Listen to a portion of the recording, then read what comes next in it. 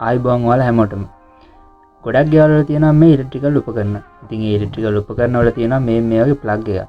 ඉතින් මේ උපකරණ වැඩ නැති වෙන්න ප්‍රධාන හේතුව තමයි මේ ප්ලග් එකේ තියෙන මෙතන තියෙන ෆියුස් එක. ඉතින් මේ ෆියුස් එක අපිට චෙක් කරගන්න අපිට ඕනි වෙනවා කොහේ ටෙස්ටර් එකක්. එහෙම නැත්නම් මේ ක්ලිෆෝන් එකක් ඕනි වෙනවා. ඉතින් මේ ක්ලිෆෝන් එක ටෙස්ටර් එක කියන එක හැම ගෙදරකම නැහැ. ඒත් අපිට ගාව තියෙනවා මේ ස්මාර්ට් ෆෝන් එක. ඉතින් මේ ස්මාර්ට් ෆෝන් එකෙන් අපිට පුළුවන් මේ ෆියුස් එක කොහොමද හරියටම චෙක් කරගන්න 100%ක් නිවැරදිවම චෙක් කරගන්න පුළුවන් හැකියාවක් තියෙනවා.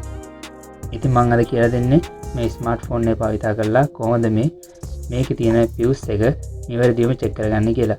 ඉතින් අපිට මේ දෙකම නැති වුණත් අපිට මේ ස්මාර්ට් ෆෝන් එකෙන් අපිට පුළුවන් මේ ෆියුස් එක චෙක් කරගන්න. ඉතින් මුලින්ම අපි මේ විදිහට මේක පැත්තෙන් මේක ෆියුස් එක ගලව ගන්න ඕනේ. ඉතින් මේ විදිහට ගලව ගත්තට පස්සේ මේ කප් එක මෙතන මේ වයින් කරලා මේ ෆියුස් එක වලයින් කරගන්න. මේ විදිහට අතර ගත්තට මේ විදිහට ඉස්සලා මේ විදිහට ෆියුස් එක ගලව ගන්න. මේ තියෙන ෆියුස් එක. ඉතින් මේ ෆියුස් එක චෙක් කරගන්න අපිට මේ ක්ලිෆෝන් එකවත් මේ ටෙස්ටර් එකවත් ඕනි වෙන්නේ නැහැ. මේ ස්මාර්ට් ෆෝන් එක හොඳටම ඇති. ඉතින් ඔයාලා මේ නෝට් පැඩ් එකට යන්න. ඊට පස්සේ ඔයාලා මේ විදිහට ෆියුස් එකේ මේ විදිහට අල්ලගෙන එක ඔයාලගේ මහපට ඇඟිල්ල මේ විදිහට තියාගන්න.